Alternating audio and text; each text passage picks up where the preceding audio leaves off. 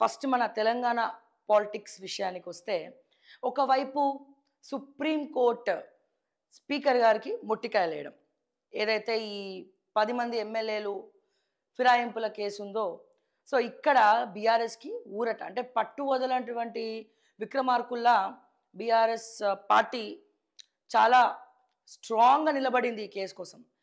So 3 నెలలు సమయం ఇచ్చాము, ఇంకా మీరు రిప్లై ఇవ్వట్లే, ఇంకా మీరు ఏం చెప్పట్లేదు అని చెప్పి స్పీకర్ గారికి పాపం నోటీసులు జారీ చేయడం జరిగింది. కోర్టు ధిక్కరణ కింద నోటీసులు జారీ చేస్తానన్న ధర్మాసనం. సరే ఇవన్నీ ఇలా ఉంటే పాపం మధ్యలో గడ్డం ప్రసాద్ గారు ఇరుక్కుపోయారు. గడ్డం ప్రసాద్ గారు ఏ పార్టీ నుంచి గెలిచినటువంటి ఎమ్మెల్యే అండి? కాంగ్రెస్ పార్టీ. సో ఈ కాంగ్రెస్ పార్టీ నుంచి గెలిచిన ఎమ్మెల్యే స్పీకర్ని ఎన్నుకుంటారు అందరు కలిసి అసెంబ్లీలో. సో అట్లా మన స్పీకర్ గారు అసెంబ్లీకి స్పీకర్గా ఉన్నారు, తెలంగాణ రాష్ట్రానికి కూడా స్పీకర్గా ఉన్నారు. సరే ఇవన్నీ కూడా మనం పక్కన పెడితే ఆయన స్పీకర్గా ఉన్నప్పటికీ కూడా వ్యక్తిగతంగా ఆయన ఏ పార్టీ అండి? పర్సనల్గా చూసినా, వ్యక్తిగతంగా చూసినా, అఫీషియల్గా చూసినా గడ్డం ప్రసాద్ గారు కాంగ్రెస్ పార్టీ.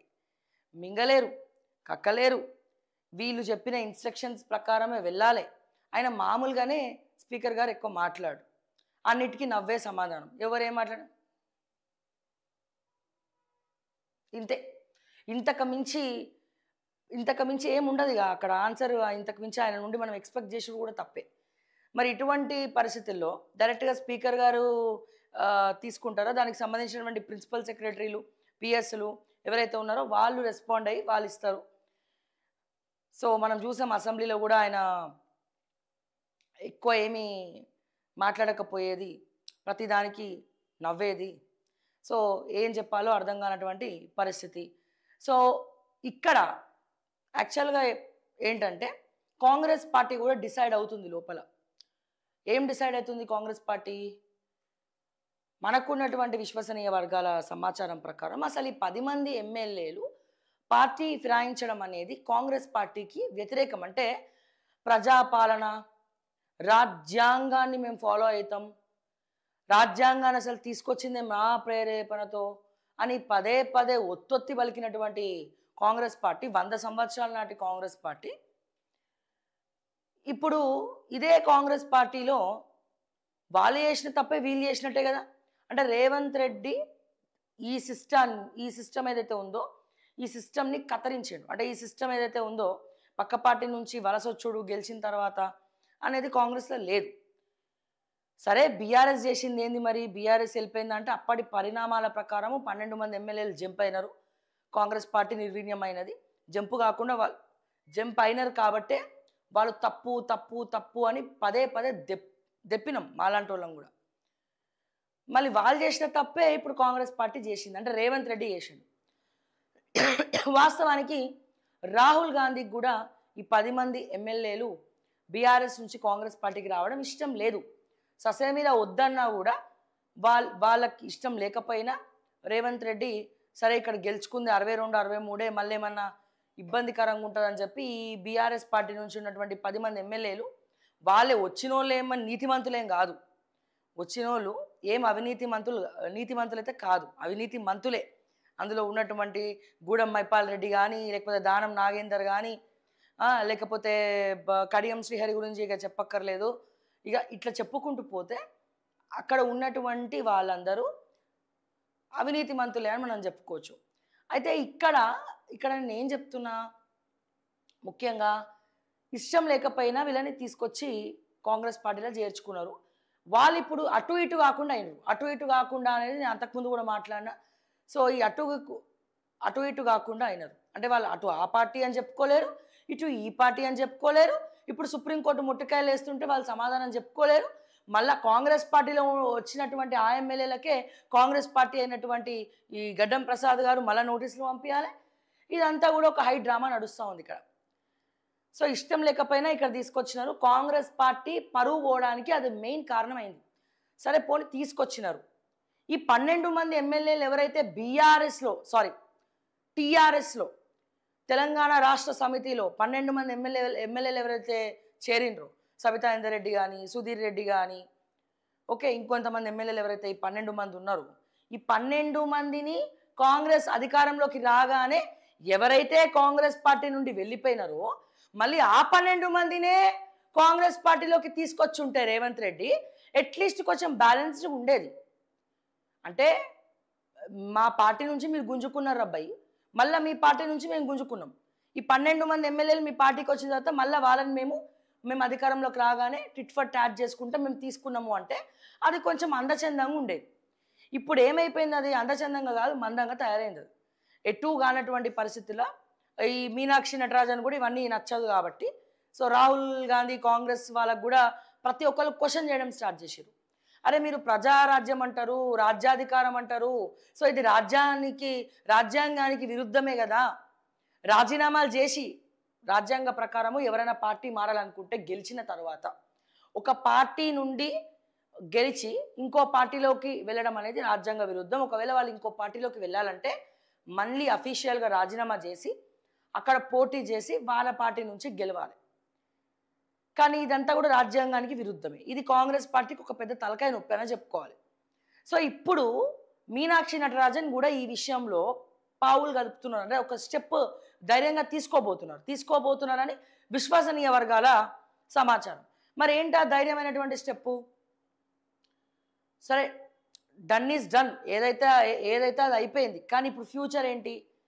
మనం ఇప్పుడు ఈ కాంగ్రెస్లో ఉన్నటువంటి జపాంగులు ఎవరైతే ఈ 10 మంది ఎమ్మెల్యేలు ఉన్నారో వీళ్ళని రాజీనామా చేయమని చెప్దాం. రాజీనామా చేయమని చెప్తే కాంగ్రెస్కి గౌరవమైన ఉంటుంది. సుప్రీంకోర్టు తీర్పిచ్చి మొట్టికాయలు వేసి మళ్ళీ ఇప్పుడు జరిగింది అదే, కోర్టు ధిక్కరణ కింద నోటీసులు పంపించినారు స్పీకర్ గారికి.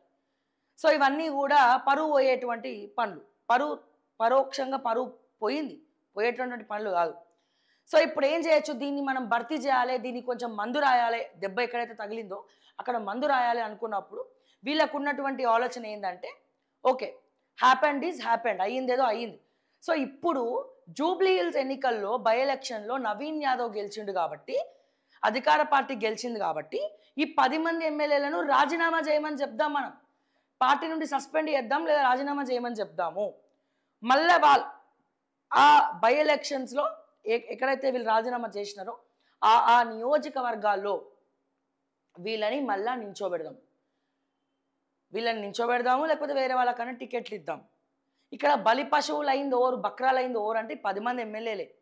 వాళ్ళకి మనశ్శాంతి లేదు, రాజకీయ జీవితం, రాజకీయ సన్యాసమే ఈ 10 మంది ఎమ్మెల్యేలకు చెప్పాలంటే. ఈ పడంచెర్ల గూడెం మైపాల్ రెడ్డి కానీ లేకపోతే ఇంకా పెద్ద జోక్ ఏంటంటే అది వేరే స్టోరీ, అది మళ్ళీ నేను చెప్తా, డీవియేట్ అయిపోతుంది. సో ఇప్పుడు అందరు పట్టణచెర్లు అయితే మొత్తం సిండికేట్ అన్నట్టు, అందరు ఒకే పార్టీలో ఉన్నారు, ప్రతిపక్షం లేదు. అక్కడ బలమైన ప్రతిపక్షం ఏదైనా ఉందంటే అది ఓకే టీవీ శ్రావ్యానే. ఎందుకంటే అక్కడ జనాలను పట్టించుకోవడం మానేసిర్రు, ఏదైనా ఇష్యూ ఉంటే మా ఆఫీస్ నెంబర్కే కాల్ చేస్తున్నారు. ఇక్కడ పాయింట్ ఏంటంటే మైపాల్ రెడ్డి పార్టీ మారినప్పుడు బీఆర్ఎస్లో కొంచెమైనా సిగ్గు ఉండాలి కదా. పార్టీ వచ్చేసిండు, మీకు వెన్నుపోటు ఓడిచి వచ్చేసారు. సరే హరీష్ రావు పంపించిండా లేకపోతే ఎవరు పంపించిరా అనేది పక్కన పెడితే, మొన్న జరిగినటువంటి పటంచెరు ఒక మీటింగ్లో గూడెం మైపాల్ రెడ్డి తమ్ముడు మధుసూదన్ రెడ్డి ఉన్నాడు. ఆయనకేం పని అండి అక్కడ? అసలు ఆ కుటుంబ సభ్యుల్ని కూడా బీఆర్ఎస్ పార్టీ వదిలేసి వెళ్ళిపోయినప్పుడు బీఆర్ఎస్ పార్టీ మీటింగ్లో గూడెం మైపాల్ రెడ్డి తమ్ముడు ఒక మీడియేటర్గా వచ్చిండ్రా.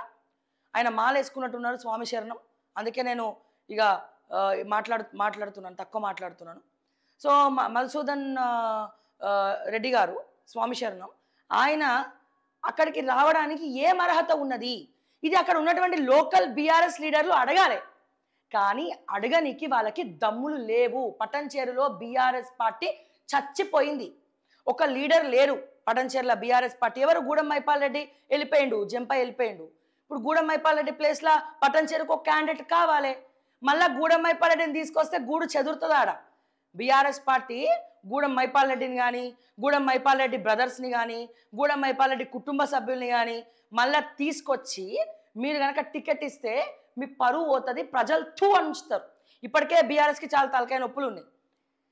సో అక్కడ ఇప్పుడు బీఆర్ఎస్ పార్టీ టికెట్ ఎవరికి ఇవ్వబోతున్నది, బీఆర్ఎస్ పార్టీ నుంచి ఎవడున్నాడు, ఎవరు బరిలో నించోబోతున్నారు అంటే ఎవడున్నాడు లీడర్. అక్కడ తర్వాత ఎలివేట్ అయిన వాళ్ళు నాకైతే ఎవరు కనబడతలే. ఇప్పుడు అక్కడ ఇన్ఛార్జ్ ఎవరో కూడా తెలియదు, బీఆర్ఎస్ పార్టీ ఇన్ఛార్జ్ ఎవరో తెలియదు. ఆ ఇన్ఛార్జీలు కూడా వీళ్ళతోనే కుమ్మక్కై గూడెం మైపాల్ రెడ్డి బ్రదర్స్తో మాట్లాడేటోళ్ళే, ఓకే, ఇంకొంతమందితో మాట్లాడేటోళ్ళే. సో ఇటువంటి పరిస్థితి. ఇక పోతే కాంగ్రెస్ పార్టీ బై ఎలక్షన్ వచ్చిన తర్వాత ఇప్పుడు అక్కడ టికెట్ గూడెం మైపాల్ రెడ్డికి ఇస్తుందా, కాటా శ్రీనివాస్ గౌడ్కి ఇస్తారా, లేకపోతే వీళ్ళిద్దరిని కాదా నీలం మధుకి ఇస్తారా? ఎన్నిసార్లు ఇస్తారా నీలం మధుకి? ఆల్రెడీ అక్కడ అయిపోయింది, మోసం చేసారు నీలం మధుని, పైసలు తీసుకొని మోసం చేశారు. సరే బాబు, పైసలు రిటర్న్ చేయడం కన్నా కూడా మళ్ళీ ఎంపీగా పోటీ చేస్తే బెస్ట్ అని చెప్పి రఘునందన్ రావు గెలవాలి ఆడ. సో నీలం మధుని తీసుకుపోయి అక్కడి నుంచో పెట్టారు. తర్వాత ఎమ్మెల్సీ దీపాదాస్ మున్షిని పట్టుకొని ఎమ్మెల్సీ విశ్వ ప్రయత్నాలు చేసిండు. ఓకే, ఇక్కడ కాంగ్రెస్ పార్టీ క్యాండిడేట్ ఎవరు? కాటా శ్రీనివాస్ గౌడ్కి టికెట్ ఇస్తుందా కాంగ్రెస్? గూడెం మైపాల్ రెడ్డికి టికెట్ ఇస్తుందా? బీఆర్ఎస్ కూడా గూడెం మైపాల్ రెడ్డికి టికెట్ ఇస్తుందా? సో ఇక్కడ క్యాడర్ లేరు, అందరు కలిసి పట్టంచెరు నియోజకవర్గ ప్రజల ఎమోషన్స్ తోటి ఆడుకున్నారు. ఇక బీజేపీకి అయితే ఆడ నందీశ్వర్ గౌడ్ గారు ఉన్నారు. ఆయన ఎలక్షన్స్ అన్నప్పుడే ఆశీష్ గౌడ్ కానీ నందీశ్వర్ గౌడ్ కానీ ఆడ కనబడుతుంది. అక్కడ ప్రజల కష్టాలేంది, కష్ట నష్టాలేంది, కష్ట సుఖాలేంది పట్టించుకునే పాపాన పోయే ప్రజా నాయకుడు అక్కడ పట్టంచెర్లో లేడు. సో ఇట్లనే దిక్కుమాలినటువంటి పరిస్థితులన్నీ ఈ 10 నియోజకవర్గాల్లో ఉన్నాయి. ఇప్పుడు బై ఎలక్షన్స్ వస్తే ఎవరికి ఇస్తుంది కాంగ్రెస్ పార్టీ? 10 మంది ఎమ్మెల్యేలకి టికెట్ ఇస్తారా, లేకపోతే బీఆర్ఎస్ పార్టీ 10 మంది ఎమ్మెల్యేలకు టికెట్ ఇస్తుందా? అంటే బీఆర్ఎస్ పార్టీ ఇచ్చేది వీళ్ళకే టికెట్లు, కాంగ్రెస్ పార్టీ ఇచ్చేది వీళ్ళకైనా టికెట్లు. వీళ్ళు అసలు ఏ పార్టీ నుంచి నించొని పోటీ చేస్తారు ఈ బై ఎలక్షన్స్లో? పాయింటే కదా. ఏ పార్టీ నుంచి బై ఎలక్షన్స్లో రానున్న ఎలక్షన్స్లో Meenakshi Natarajan Congress party AICC strategy ప్రకారము వీళ్ళతోటి రాజీనామాలు చేయించి వీళ్ళని మళ్ళీ బై ఎలక్షన్ల నించోబెట్టాలనేది ఒక టాక్. ఒకవేళ వీళ్ళకే టికెట్ ఇస్తే కాంగ్రెస్ పార్టీలో ఎవరైతే ఆల్రెడీ అక్కడ పార్టీ ఇన్ఛార్జీలు ఉన్నారో, నియోజకవర్గ ఇన్ఛార్జీలు అంటాం కదా, ఓడిపోయిన వాళ్ళు, ఈ ఓడిపోయిన వాళ్ళ పరిస్థితి ఏంది? పచ్చగడ్డేస్తే బగ్గుమనేటట్టు ఉన్నది ఇప్పుడు ఈ పరిస్థితి. సో బీఆర్ఎస్కి క్యాండిడేట్స్ లేరు. Sorry to say this. ఎందుకు లేరు? ఎందుకు? మళ్ళా గదే అవినీతి పరులను మళ్ళా దోచుకత్తినోళ్ళని గనక బీఆర్ఎస్ పార్టీ టికెట్ ఇస్తే ఎవ్వరు చూడడు బీఆర్ఎస్ పార్టీ వైపు, ఎవ్వరు. అసలు నాకు ఉన్నటువంటి ఇది ప్రకారము ఈ కొద్ది గొప్ప నాకు ఐడియా ఉన్నది. ఎప్పుడైతే ఈ టీ పోయి బి వచ్చిందో అప్పటి నుంచే బీఆర్ఎస్ పార్టీ స్టార్ట్ అయింది, బ్యాడ్ టైం అనేది స్టార్ట్ అయింది. ఆ బీజాక్షరం అనేది బీఆర్ఎస్కి కలిసి రాలే, అది కలిసి వస్తుందో లేదో తెలియదు. ఇప్పుడు ప్రజెంట్ బీఆర్ఎస్కి దైవ బలం లేదు. దానికి తోడు ఈ అవినీతి పరులను మొత్తం కూడా ఎంటనేసుకొని తిరుగుతున్నారు. ఆ ప్రెస్ మీట్లలో కూడా దళిత బంధు స్కామ్ చేసిన వాళ్ళు వీళ్ళే తప్ప, కేటీఆర్ వెనకాల మళ్ళీ అదే అవినీతి బ్యాచ్ తప్ప ఒక కొత్త నాయకత్వాన్ని, ఒక యువ రక్తాన్ని తీసుకొద్దాము, పార్టీని ఏ రకంగా ముందుకు తీసుకెళ్దాము, ఏ రకంగా ఏది చేద్దామనే ఆలోచన వీళ్ళకి లేదు. ఐదర్ ఎంతసేపు కేసీఆర్ రావాలి, కేసీఆర్ ఆలోచించాలి, కేసీఆర్ చక్రం తిప్పాలి. సో ఇటువంటి పరిస్థితుల్లో ఉన్నారు. కానీ మళ్ళా ఇప్పుడు బీఆర్ఎస్ ఎవరికి ఇస్తారు టికెట్లు? వీళ్ళకి ఇస్తుందా? ఈ అవినీతి ఎవరైతే ఇప్పుడు నమ్మక ద్రోహం చేసిపోయినరో వాళ్ళకి ఇస్తారా టికెట్లు బీఆర్ఎస్ పార్టీ? ఈ 10 నియోజకవర్గాల్లో అక్కడ క్యాడర్ పరిస్థితి ఏంది? అట్లాగే కాంగ్రెస్ పార్టీ ఎవరికి ఇవ్వబోతున్న టికెట్లు? ఇవన్నీ కూడా పెద్ద క్వశ్చన్ మార్క్. ఇటు బీఆర్ఎస్కి తలకాయ నొప్పే, ఇటు కాంగ్రెస్కి తలకాయ నొప్పే. ఏ రకంగా చూసినా ఇద్దరికి తలకాయ నొప్పే. కాంగ్రెస్ పార్టీ ఏమో ఈ సిట్టింగ్ ఎమ్మెల్యేలు ఎవరైతే జంపింగ్ జపాంగులు ఉన్నారో వీళ్ళు పైసలు ఇచ్చి వచ్చిన వాళ్ళు, అంటే కాంగ్రెస్ పార్టీకి మినిమం 50 నుండి 100 కోట్లు ఏదో, లేదా వాళ్ళ ఆస్తులు కాపాడుకోవడానికో వచ్చిన వాళ్ళు వీళ్ళంతా. ఎవరు ఆస్తులు కాపాడుకోవడానికి? బీఆర్ఎస్ పార్టీ నుండి ఇక్కడ ఎవరు ప్రజల్ని మోసం చేసారు కదా, వీళ్ళు తిన్నారు కదా సిగ్గులు లేకుండా. ఈ తిన్న పాపపు సొమ్ము అంతా కాంగ్రెస్ పార్టీ మమ్మల్ని 30 తిప్పాలు పెడితే ఏం చేయాలి? సో వాళ్ళని తీసుకొచ్చి మళ్ళా ఇక్కడ జాయిన్ చేయడం జరిగింది. ఎక్కడ? ఈ కాంగ్రెస్ పార్టీలో. సో ఎప్పుడైతే వాళ్ళు జాయిన్ అయినరో కాంగ్రెస్ పార్టీకి దరిద్రం చుట్టుకుంది, స్టార్ట్, బ్యాడ్ టైం స్టార్ట్. ఇప్పుడు వీళ్ళు ఓడిపోయిన వాళ్ళకి టికెట్లు ఇస్తారా, లేకపోతే జంపింగ్లకు టికెట్లు ఇస్తారా? సో ఇటు కాంగ్రెస్కి తలకాయ నొప్పే, ఇటు బీఆర్ఎస్కి తలకాయ నొప్పే. ఇంకోటి బీజేపీ నుండి ఏమైనా హోప్స్ ఉన్నాయా అంటే మొన్న చూసినాం మనం జూబ్లీ హిల్స్ ఎన్నికల ఇద్దరు మా సెంట్రల్ మినిస్టర్స్, ఒకలేమో సెంట్రల్ హోమ్ మినిస్టర్ గనుల శాఖ మంత్రి కిషన్ రెడ్డి గారు ఒకవైపు, మరోవైపు కేంద్ర హోం సహాయ శాఖ మంత్రి బండి సంజయ్ గారు మరోవైపు ప్రచారం చేసి చేసి చేసి చేసి ఏ రకంగా చూసినా అసలు ఆయనకి ఎందుకు ఇచ్చిండ్రో టికెట్, ఎలక్షన్ ఉన్నప్పుడే కనబడతాడు. నేను అందుకే ప్రచారం చెప్తున్నా, ప్రజాక్షేత్రంలో ప్రజాబలం ఉన్న నాయకుడే పర్మనెంట్గా చిరస్థాయిగా ప్రజల గుండెల్లో ఉంటారు. ప్రజాక్షేత్రంలో గ్రౌండ్లో లేనటువంటి పర్సన్స్ ఎవ్వరు కూడా తాత్కాలికమే గెలిచేది, వాళ్ళు పర్మనెంట్ కాదు. ఏదో డబ్బులు ఇచ్చి ఇట్లా గెలవచ్చు, కానీ ప్రజాక్షేత్రంలో లేకపోతే అంతే సంగతులు ఎవరైనా సరే. సో ఇప్పుడు ఏం చేయబోతున్నారు అనేది ఒక క్వశ్చన్ మార్క్. సో ఇప్పుడు ఎట్లా ఎవరు గెలుస్తారు? బీజేపీలో మనం చూసినాం, ఆయన దీపక్ రెడ్డికి ఇచ్చినారు. సరే వీళ్ళు ఎంతసేపు ఏం చెప్తున్నారు బీజేపీ వాళ్ళు, ఆడ ముస్లిమ్స్ ఓట్లు ఉన్నాయి, ముస్లిమ్స్ ఓట్లు ఉన్నాయి, అందుకే మేము ఓడిపోయినాం. మరో పక్క రిగ్గింగ్ జరిగింది అందుకే ఓడిపోయినాం అని చెప్పి మాట్లాడుతూ ఉన్నారు బీజేపీలు. ఒకటే ఒక స్ట్రైట్ క్వశ్చన్ నేను బీజేపీకి అడుగుతున్నా, కిషన్ రెడ్డికి అడుగుతున్నా. ఇది దీపక్ రెడ్డి ఓటమి కాదు, కిషన్ రెడ్డి ఓటమి. రానున్న ఎన్నికల్లో మీరు ఎంపీలుగా గెలుస్తారా లేదా? ఎన్నిసార్లు మోడీ పేరు చెప్పుకొని గెలుస్తారు? మీకంటూ వ్యక్తిగత ఇమేజ్, గ్రౌండ్లో తిరిగే ఇమేజ్ ఏముంది? మీరు ప్రజాక్షేత్రంలో ప్రజల సమస్యలు పట్టించుకోకపోతే, ప్రశ్నించకపోతే బీజేపీకి నెక్స్ట్ వచ్చే ఎన్నికల్లో ఎటువంటి స్థానం ఇవ్వబోతున్నారు తెలంగాణ ప్రజలు అనేది క్లియర్గా మీకు ఇక్కడ బీజం నాటుకుంది. ఇక్కడ దీన్ని కిషన్ రెడ్డి కానీ రామచంద్రరావు కానీ మీరు గుర్తుపెట్టుకోవాలి. దీన్ని ఈ బీజం ఎట్లా వచ్చిందనేది. పనిచేసేటోడికేమో వాయిస్ ఉండదు, వాయిస్ ఉన్నోడేమో పనిచేయడు. తొక్కేస్తారు, మీరే తొక్కేస్తారు, వాళ్ళ మీద వీళ్ళ మీద కంప్లైంట్లు ఇచ్చి తొక్కేస్తూ ఉంటారు. సరే ఇవన్నీ మళ్ళీ సెకండరీ. ఇక్కడ నేను అడుగుతున్న స్ట్రైట్ అవే అడుగుతున్నా, నీకు 130,000 ఓట్లు ముస్లింలు ఉన్నాయండి, అందుకే బీజేపీని ఓడగొట్టిరని మీరు చెప్పుకొని తిరుగుతున్నారు. డిపాజిట్ కూడా అందుకే రాలేదని. కానీ మిగతా వాళ్ళందరూ హిందువులు ఉన్నారు కదండి, మినిమం 2 లక్షలు హిందువులు అయితే ఉన్నారు కదండి. మరి హిందువులందరూ కట్టగట్టుకొని బీజేపీకి ఎందుకు వెళ్ళలేదండి ఓటు? నేను ఒక హిందువుగానే మాట్లాడుతున్నా, నేను ఒక జర్నలిస్ట్గానే మాట్లాడుతున్నా, నేను ఒక ఓటర్గానే నేను మాట్లాడుతున్నా. నాకు ప్రశ్నించే హక్కు ఉన్నది. డైరెక్ట్గా నేను కిషన్ రెడ్డి గారిని అడుగుతున్నా, నేను డైరెక్ట్గా బీజేపీ అధ్యక్షులు రామచంద్రరావు గారిని అడుగుతున్నా. నేను పార్టీని ఈడ ఉంచుదామనుకుంటున్నారా లేకపోతే ముంచుదామనుకుంటున్నారా?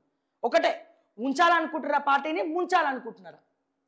ప్రజల మధ్యలో మీ బీజేపీ నాయకులు లేకపోతే, ప్రశ్నించే గొంతుకలు లేకపోతే, ప్రజా సమస్యల గురించి మీ బీజేపీ నాయకులు మాట్లాడకపోతే తెలంగాణలో బీజేపీ ఒకప్పుడు ఉండేదిరా బై. పలానా బండి సంజయ్ గారు ఎంపీగా కరీంనగర్ నుంచి గెలిచిర్రు, పలానా కిషన్ రెడ్డి గారు సికింద్రాబాద్ నుంచి గెలిచిర్రు, పలానా రఘునందన్ రావు మెదక్ నుంచి గెలిచిండ్రు, పలానా ధర్మపురి అరవింద్ కవితను ఓడగొట్టి నిజామాబాద్లో గెలిచిండు, పసుపు బోర్డు తెచ్చిండు, లేకపోతే పలానా అని చెప్పి పలానా చెప్పుకోవాలి చరిత్రలో. మీ ఫ్యూచర్ మీకు అర్థం కావట్లే. ఎన్నిసార్లు మోడీని చూసి బీజేపీని చూసి సెంట్రల్లో ఖచ్చితంగా బీజేపీ ఉండాలనే ప్రజలు బీజేపీకి ఎంపీ స్థానాల్లో ఓట్లేసారు. కష్టపడి 8 సీట్లు సంపాదించింది బీజేపీ. ఎమ్మెల్యేలుగా బీజేపీ పార్టీ గెలవడం అనేది మామూలు విషయం కాదు. బట్ ఇప్పుడు మహేశ్వర్ రెడ్డి ఎక్కడన్నా మాట్లాడుతుండా? బీజేపీ ఎల్పీ లీడర్ ఎక్కడ ఎవరు మాట్లాడుతున్నారు? కామారెడ్డి ఇద్దరే ముఖ్యమంత్రులను ఓడగొట్టి హీరో అయినోడు ఇప్పుడు జీరోనా? అక్కడక్కడ మాట్లాడుతున్నారు. మాట్లాడేటోళ్ళు పైకి రానియరు, తుంగలో తొక్కేది మీరే. మాట్లాడేటోడు పైకి రావద్దు. చీకోటి ప్రవీణ్ ఉన్నాడు, అద్భుతంగా మాట్లాడతాడు. రాజాసింగ్ ఉన్నాడు, మీకు పడదు, ఎందుకంటే మిమ్మల్ని దాటుకొని ఓడి పోవద్దు. అట్లాంటప్పుడు మీకు అసలు జీరో లెవెలే కదా ఇక్కడ. ప్రవీణ్కి, చీకోటి ప్రవీణ్కి ఏమైనా పదవి ఇస్తే ఏమైనా అవుతుందా మీకు? అరే పనిచేసేటోడికి ఇవ్వండి రా భయ్ పదవులు. మా కార్యకర్తలు, బీజేపీ కార్యకర్తలు గ్రౌండ్లో మీరు ₹1 ఇవ్వకపోయినా సొంత పైసలతోటి వాళ్ళే డబ్బా కట్టుకొని, వాళ్ళే డీజిల్ ఛార్జీలు, పెట్రోల్ ఎక్స్పెన్సెస్ వేసుకొని తిరుగుతున్నారు. ఇప్పుడు రానున్న ఎన్నికల్లో, పంచాయతీ ఎన్నికల్లో బీజేపీ పాగా పెడుతుందా? ఉన్నమాట మాట్లాడితే నిష్ఠూరంగానే ఉంటుంది. స్ట్రైట్గా మాట్లాడే వాళ్ళు ఎప్పుడు కూడా అందరికీ శత్రువులే. మీకు కోపం వస్తే వస్తుంది నా మీద, బట్ బరాబర్ నేను ప్రశ్నిస్తా ఉన్నా బీజేపీ పార్టీని. నేను డైరెక్ట్గా రామచంద్రరావు గారిని అడుగుతా ఉన్నా, బీజేపీని ఏం చేద్దాం అనుకుంటున్నారు? పనిచేసేటోడికి పదవులు ఇయ్యరా? పదవులు ఇచ్చినోడిని పని చేయమనండి పోని. సరే పనిచేసేటోడికి పదవులు ఇస్తలే, పదవులు ఎవరెవరికైతే ఇచ్చినారో క్షేత్రస్థాయిలో వెళ్ళమనండి. అసలు తెలంగాణలో ఇంతమంది ఉన్నారు. కిషన్ రెడ్డి గారిని అడుగుతున్నా, ఇన్నిసార్లు బీజేపీ తరఫున మీరు ఇన్నిసార్లు గెలవడం అనేది మామూలు విషయం కాదు. ఒక బీజేపీ, ఒక సామాన్య కార్యకర్త నుంచి. అటువంటి మీరు నేను అడుగుతున్న తెలంగాణ ప్రజలు, అరే పిఎం మోడీ గారు ఇచ్చినటువంటి స్కీములు తెలంగాణ ప్రజలకు తెలియవండి. ఏ స్కీములు ఉన్నాయి, ఏం సంక్షేమ పథకాలు మోదీ గారు ఇస్తున్నారు, ఏమేం చేస్తున్నారు, గ్రామ గ్రామాన ఏం పెట్టుకోవచ్చు, ఎవరికి తెలియవండి. ఎందుకు తెలియలే? అట్లీస్ట్ మీ సెంట్రల్ గవర్నమెంటు బీజేపీ పార్టీ ప్రధానమంత్రి యోజన కానీ లేకపోతే చాలా పెద్ద మంచి మంచి పథకాలు ఉన్నాయి, అవి ఎట్లా అప్రోచ్ అవ్వాలి, ఏం చేయాలి, అవి రావాలంటే ఏం చేయాలి, అసలు కేంద్ర ప్రభుత్వం తెలంగాణ ప్రజలకు కూడా చేసేది ఏంది, ప్రధానమంత్రి ఏ రకంగా మాకు పథకాలు ఇవ్వబోతున్నారు అడగండి. మీరు గడప గడపది ఒక్కడిని తెలంగాణలో ఎవరికైనా ఐడియా ఉన్నదా? ప్రధానమంత్రి ఇచ్చే పథకాల గురించి ఎవరికి ఐడియా లేదు. అట్లీస్ట్ కేంద్ర ప్రభుత్వం ఇచ్చే పథకాలు కూడా జనాల్లోకి తీసుకెళ్ళేటువంటి 8 మంది ఎమ్మెల్యేలు 8 మంది ఎంపీలు తెలంగాణలో ఉన్నారండి. ఐదర్ ప్రశ్నించేటోడికి పదవులు ఇవ్వండి, గట్టిగా మాట్లాడేటోడికి పదవులు ఇవ్వండి. తెలంగాణలో ఫైటర్స్ని మొండిగట్టాలనే ప్రేమిస్తారండి. సైలెంట్గా ఉంటే తెలంగాణలో ప్రేమించారండి. అందుకే కేసీఆర్ వాక్చాతుర్యం, మీరు కూడా ఉన్నారు కదా కేసీఆర్ ఫ్యాన్స్, బలంగా మాట్లాడేటోడు, కొట్లాడేటోడు, వాక్చాతుర్యం ఉన్నోడు, వాయిస్ ఆఫ్ స్పీచ్ ఉన్నోడు, గొంతు ఉన్నోడు, ప్రశ్నించేటోడే తెలంగాణలో ఎప్పుడైనా సరే పాగా వేసుకొని కూర్చుంటాడు. ఫైటర్ లేకపోతే తెలంగాణకి ఫైటర్స్ కావాలి. ఆ ఫైటర్ ఎవరు? లేదా మాట్లాడేటోడి కన్నా పదవులు ఇవ్వండి, కొట్లాడేటోడి కన్నా పదవులు ఇవ్వండి, లేకపోతే పదవులు ఇచ్చినోడన్నా మాట్లాడమని చెప్పండి, కొట్లాడమని చెప్పండి, గ్రౌండ్లోకి రమ్మని చెప్పండి, మీ కార్యకర్తల్ని ఉత్తేజపరచండి. రానున్న పంచాయతీ ఎన్నికల్లోనన్నా పని చేయండి. మున్సిపల్ ఎన్నికలు ఉన్నాయి, పంచాయతీ ఎన్నికలు ఉన్నాయి.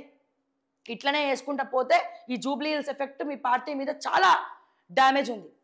నేను దలుచుకుంటే అవసరమైతే మోడీ అపాయింట్మెంట్ కూర్చొని కూడా పోయి మోడీ గారితో తెలంగాణలో ఇట్లా ఉందండి మీ బీజేపీ అని చెప్పగలుగుతా తలుచుకుంటే, ఏ రకంగానన్నా. సో బీజేపీలో అసలు సిసలైనటువంటి కార్యకర్తలు ఎవరైతే ఉన్నారో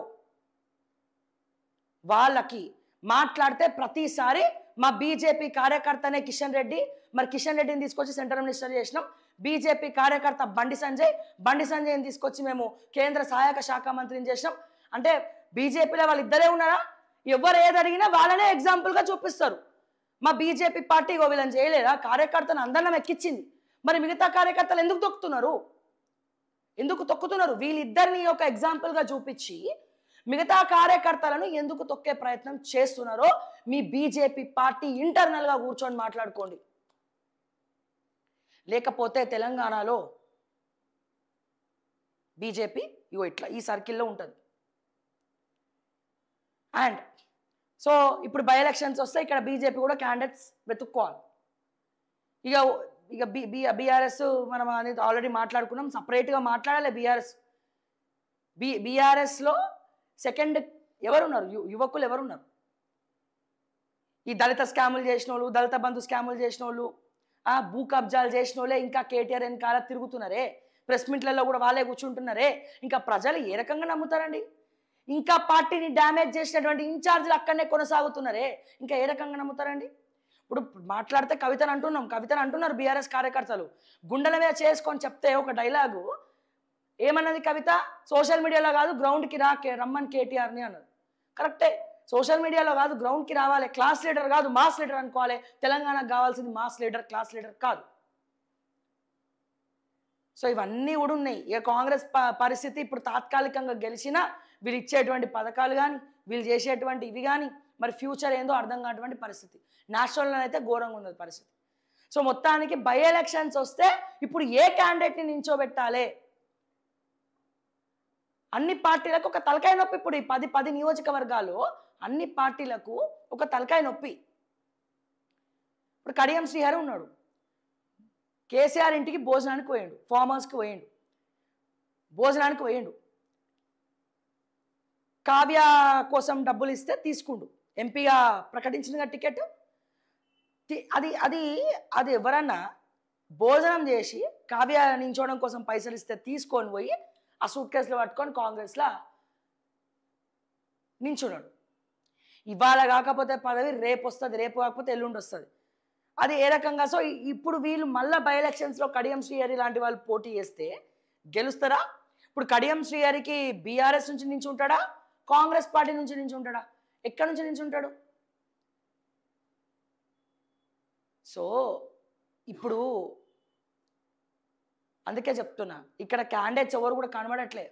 నిరుద్యోగులందరూ కంకణం కట్టుకొని రావాలి పంచాయతీ ఎన్నికలలో, మున్సిపల్ ఎన్నికలలో, తర్వాత ఇండిపెండెంట్గా పోటీ చేసి ముచ్చమటలు పట్టేయాలి వీళ్ళకి, ఈ పార్టీలకి. అప్పుడు కానీ తిక్క కుదరదు వీళ్ళు. సో ఏ రకంగా చూసినా, సో నేను మాట్లాడింది ఏమైనా తప్పు ఉన్నదా? కార్యకర్తలు పాత నీరు పోతేనే కొత్త నీరు రావాలి, కొత్త తరం రావాలి, యువతరం రావాలి, యూత్ పాలిటిక్స్ రావాలి రాజకీయాల్లోకి. ఎంతసేపు అండి, ఒకడికి నడవక చేత కాదు, ఒకరికి ఇంకోటి చేత కాదు, ఇంకోటి చేత కాదు, ఒకళ్ళేమో టోపీలు పెట్టుకొని అట్లనే కూర్చుంటారు కాలు ఉప్పుకుంటా. ఇక యువ రాజకీయాలు ఎప్పుడు జరుగుతాయి?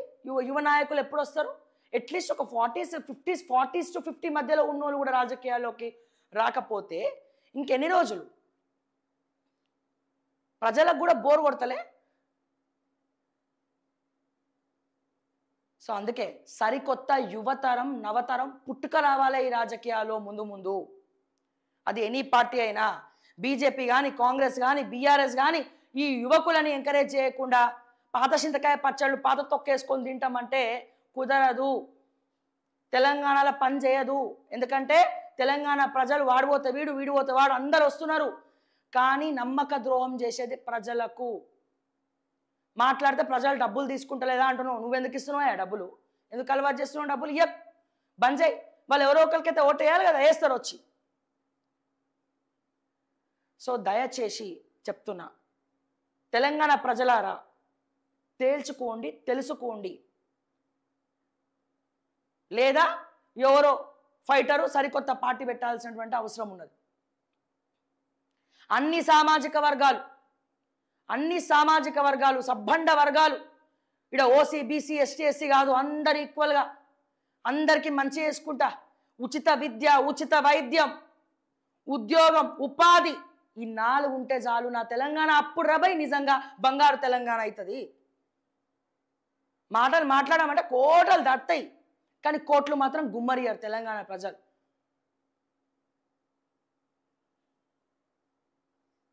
సో దయచేసి ఎటువంటి పరిస్థితుల్లో మనం ఉన్నామనేది ప్రతి ఒక్కరు కూడా ఆలోచించుకోవాల్సినటువంటి అవసరం అయితే ఉన్నది ఇక్కడ.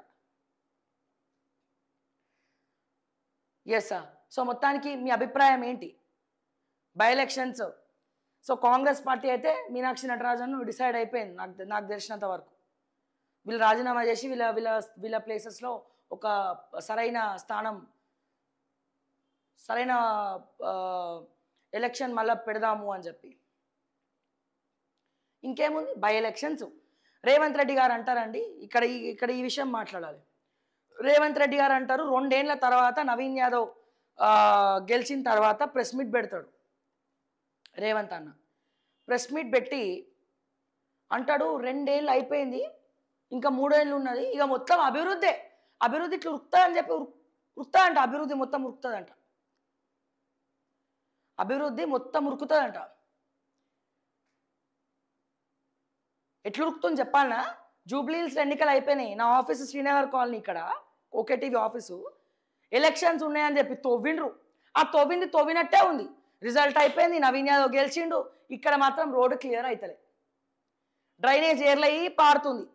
కావాలంటే వచ్చి మీ అభివృద్ధిని చూడండి. ఇక్కడ ఎలక్షన్స్ అయిపోయినాయి, అందరు రిలాక్స్ అయ్యిండ్రు. ఆ తవ్వింది ఓడు కూర్చాలి. ఇప్పుడు ఇంకెన్ని రోజులు టైం పడుతుంది చేయనికి? ఇప్పుడు 3 ఏళ్ళ అభివృద్ధి అన్నావు కదా రేవంత్ అన్న. ఇప్పుడు పంచాయతీ ఎన్నికల నోటిఫికేషన్ వస్తుంది. పంచాయతీ ఎన్నికలు అని చెప్పి మళ్ళీ తిరుగుతావు. ఎన్నికలు అని డప్పు కొడతారు. బై ఎలక్షన్స్ 10 స్థానాలు వస్తాయి. ఎన్నికలు మళ్ళీ మున్సిపల్ ఎన్నికలు, మున్సిపల్ ఎన్నికలు, ఇవన్నీ కూడా ఉంటాయి. ఇంకేముందండి నాకు అర్థం కాదు. ఈ లోపల ఈ ఎన్నికలు అన్నీ అయ్యే లోపల 2026 సంవత్సరం వచ్చి రాబట్టే ఈ 2026 సంవత్సరం నుండి 2027 సంవత్సరం వరకు కూడా బాబు ఎక్కడ ఏ టికెట్ ఇవ్వాలి, ఎవరికేం టికెట్ ఇవ్వాలి, ఏం స్ట్రాటజీలు చేయాలని చెప్పి మళ్ళీ వస్తాడు ఒక సునీల్ కనుగోలు, సూపర్ స్టార్ రజనీకాంత్ బోచి, ఆయనతో పోల్చండి. వచ్చి manifesto committee chairman Duddilla Sridhar Babu కూర్చొని కొంప ముంచుతారు తెలంగాణ. మళ్ళీ 6 గ్యారెంటీలు కాదు ఈసారి, ఈసారి 12, 25 గ్యారెంటీలు అంటారు. 6 గ్యారెంటీలు కాదురా భయ్, 26 గ్యారెంటీలు ఇస్తామంటారు. ఇక మీకు పనిచేసే సమయం ఎక్కడున్నది? అభివృద్ధి ఎక్కడ కనబడుతుంది? మాట్లాడితే రైజింగ్ తెలంగాణ విజన్ 2042 47 అంటున్నారు. చంద్రబాబు నాయుడు వస్తే ఇట్లా మురిసి మీరు ఆయన్ని పొగడ్డము, జోకడం, ఆయన మురిసిపోవడం. ఆయన మురిసిపోతుండ ఆంధ్రాకి ఏదో ఒక పని అయితే చేస్తుండ. కానీ తెలంగాణకి మీ స్టాండ్ ఏంటి అంటే డైరెక్ట్గా చెప్తా, బస్ స్టాండే అని. ఇంకెప్పుడు పంచాయతీ ఎన్నికలు ఇప్పుడు నోటిఫికేషన్ వచ్చేస్తుంది. బై ఎలక్షన్ ఈ లోపల మళ్ళీ by election ready, municipal election ready. ఇంకెప్పుడు చేస్తావు? ఎప్పుడు ఇస్తారు 6 గ్యారెంటీలు తెలంగాణ ప్రజలకు? బట్టిని అడిగితే ఇట్లా చేతులు విసుకుంటూ ఇట్లా నవ్వుతారు. అంతే కదా సార్?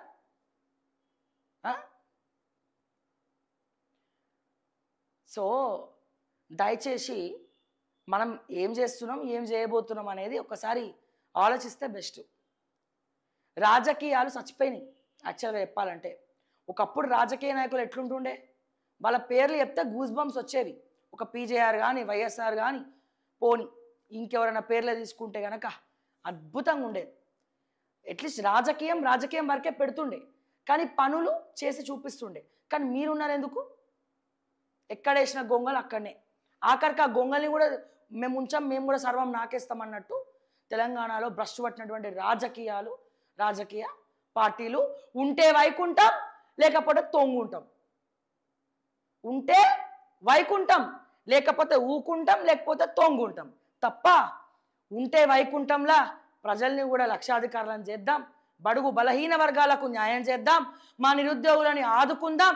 ప్రభుత్వ ఉద్యోగాలు ఇస్తలేం కానీ అట్లీస్ట్ ప్రైవేటైజేషన్ చేసి ఇంటికో ఉద్యోగం ఎట్లా సబ్సిడీలు ఇచ్చి వాళ్ళతోటి కొత్త వాళ్ళని, యువతరాన్ని ఉత్తేజపరుస్తూ బిజినెస్ మ్యాన్లు వీళ్ళు పక్క దేశానికి వెళ్ళొద్దు, వీళ్ళు ఎక్కడ పక్క రాష్ట్రాలకు పోవద్దు, మా తెలంగాణ బిడ్డలకు మేము సబ్సిడీలు ఇచ్చి ఇక్కడనే చిన్నపాటి పరిశ్రమలు పెట్టిస్తాం, కొత్త కాన్సెప్ట్లు సృష్టిస్తాం.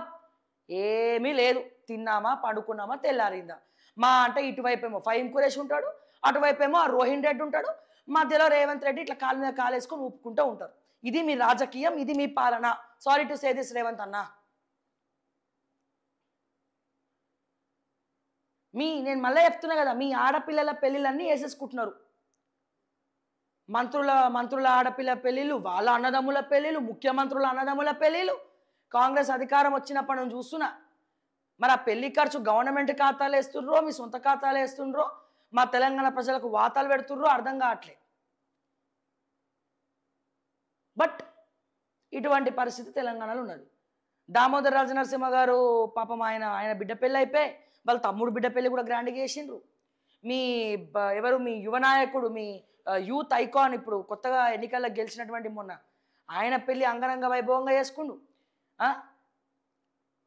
మీ అన్నదమ్ముల రేవంత్ రెడ్డి గారు, మీ అన్నదమ్ముల పిల్లల పెళ్ళిళ్ళన్నీ కూడా అంగరంగ వైభవంగా అంబరాన అంటుతున్నాయి. మా తులం బంగారం ఇస్తానన్న మా నిరుపేదలు మాత్రం, మా ఆడపిల్లలకు మాత్రం చిప్ప చేతికిచ్చి, అది నువ్వు పెళ్లి పెట్టాకు లేకుండా ఉండరా నాయన, మీరు ఇస్తారన్న ఆశ. పెళ్లి దాకా పోతలేరు వాళ్ళు. పెళ్ళిళ్ళు ఫిక్స్ చేసుకుంటుండ్రు, కథం ఇక అయిపోయి. సో ఇటువంటి పరిస్థితుల్లో మనం ఉన్నామనేది దయచేసి మీరు అర్థం చేసుకుంటే బాగుంటుంది. ఇక్కడైనా మారితే తెలంగాణలో ఉంటారు, మారకపోతే ఉండరు. ఉండడం అంటే ఏంది? మీ తత్తబుట్ట చదువుకొని పోవడం కాదు, ముఖ్యమంత్రి పదవిలో ఉండరు అని చెప్తున్నా. మా వదినమ్మ చెప్పాలి, జర బయట రిపోర్ట్లు తెచ్చుకోవాలి. మా వదినమ్మ పాపం అందశ్రీ గారి కుటుంబ సభ్యులను కూడా వెళ్ళి పరామర్శించి రావడం, ఆవిడ వాళ్ళ అమ్మాయి. కానీ ఎందుకు రేవంత్ రెడ్డి వాళ్ళ అన్నదమ్ములు ఏవండి మీ అన్నదమ్ములు తెలంగాణను సర్వం దోచుక తింటున్నారు, ఆ ఫహీం ఖురేషి దోచుక తింటున్నారు, ఆ రోహిన్ రెడ్డి దోచుక తింటున్నాడు, భూ కబ్జాలు చేస్తున్నారు, ఆఖరికి జ్యుడిషియరీని కూడా మేనేజ్ చేసుకుంటా పత్రాలు తారుమారు చేస్తున్నారు అని మా వదినమ్మ చెప్పచ్చుగా. మా రేవంత్ అన్నకి చెప్పచ్చుగా. చూసుకోండి, అందరు తిడుతూ ఉంటే మాకు భయం అవుతా ఉంది. కర్మ సిద్ధాంతాన్ని మీరు నమ్ముతారు కదా, మరి ఆ కర్మ ఏదో ఒక రూపంలో బూమరాంగ్ ఇట్లా తిరిగి అదేందో మీరు నమ్మే కర్మ సిద్ధాంతాన్ని మా కవితక్క కూడా నమ్ముతుంది. కర్మ సిద్ధాంతం ఆవిడ కూడా కర్మ బూమరాంగ్ అని పెడుతుంది, మళ్ళీ డిలీట్ చేస్తారు. సో ఇటువంటి పరిస్థితిలో ఉన్నాం. దయచేసి మా వదినమ్మన్న రేవంత్ అన్నకి చెప్పాలి, తెలంగాణ ఎట్లా ఉంది పరిస్థితి ఏంది, ఆ ముందు ఆ టీం ఏంది, ఆ కథ ఏంది, ఆ సోషల్ మీడియా ఏంది, ఎంతసేపు మా సోషల్ మీడియా మీద పడి దుమ్మెత్తి పోయడం తప్ప రేవంత్ రెడ్డి చేసేదేముంది అనేది దయచేసి మా వదినమ్మ పోయి చెప్తే బాగుంటుంది. ఇక ఈ జూబ్లీ హిల్స్ గెలుపును కూడా కొన్ని ఛానల్స్ తోటి పొగిడించుకుంటున్నాడు. రేవంత్ రెడ్డి సూపర్ స్టార్, ఒక్క మొగాడు, ఇట్లాంటివి. అది విని విని మాకే వెక్కటి పుడుతుంది యాక్చువల్గా. సరే పైసల కోసమో దేనికోసమో భజన మండలి భజన చేస్తే చేయొచ్చు. అది ఎట్లా ఉందంటే ఓవర్ అనిపిస్తుంది, ఇట్లా ఓవర్ యాక్టింగ్ అంటాం విషయం అట్లా ఉన్నది. సో దయచేసి వదినమ్మ మీరన్నా పోయి మరి రేవంత్ అన్నకు చెప్పండి తెలంగాణ పరిస్థితి ఏంది, జర కళ్ళు తెరవమని చెప్పండి, గ్రౌండ్లోకి రమ్మని చెప్పండి, పని చేయమని చెప్పండి, పని చేసి చూపించమని చెప్పండి. ముందు ఆ రోహిన్ రెడ్డిని ఆ ఫహీం ఖురేషిని పక్కన పెట్టమని చెప్పండి. ఓకే, ఆ రేవంత్ రెడ్డి అన్నదమ్ముల్ని దోచుకదడం మానేయమని చెప్పండి. నా మీద కేసు పెట్టినా పర్లే, లేకపోతే ఉరికిచ్చి కొట్టినా పర్లే, ఇంకేమని చేసినా పర్లేదు. నేను చెప్పాలనుకున్నది మాత్రం తెలంగాణ ప్రజల కోసం, ప్రజాక్షేమం కోసం ఖచ్చితంగా మాట్లాడతాం, బరాబర్ చెప్తాం.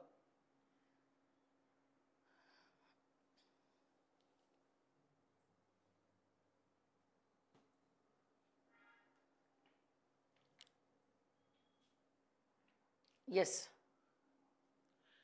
సో అందుకే ఇక్కడ చూస్తే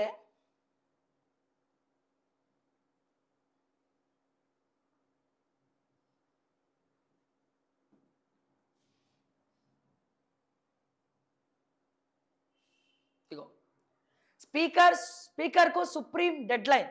పార్టీ మారిన ఎమ్మెల్యేల అనర్హతపై నిర్ణయం మీరు తీసుకుంటారా లేదా మమ్మల్నే తీసుకోమంటారా? 3 నెలలు సరిపోలేదా, ఇంకెంత టైం కావాలంటూ సూటి ప్రశ్న.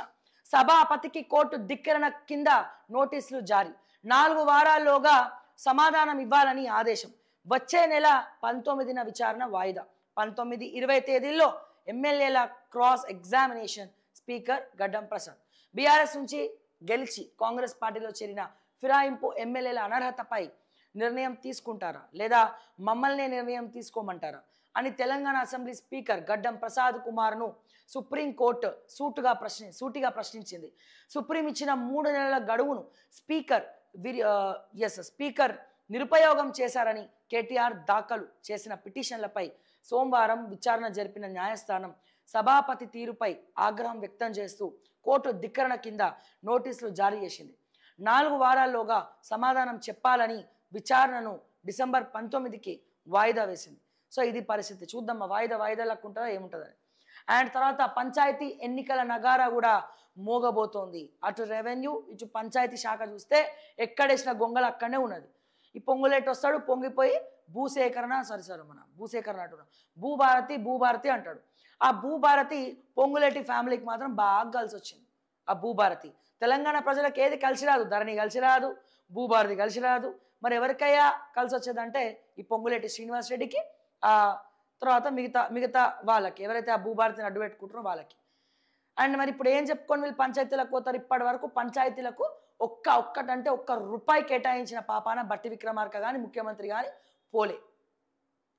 మరి ఏ కోశాన మరి వీళ్ళు గ్రౌండ్లో ఏం చెప్పుకొని తిరుగుతారు? ఇంటింటికి తిరిగి మళ్ళీ గ్యారంటీ కార్డు ఇస్తామంటే మీకు వారంటీ లేకుండా కొడతారు మళ్ళీ. ఇటువంటి పరిస్థితి ఉన్నది తెలంగాణలో. ఓకే, ఇక్కడ చూస్తే ఎస్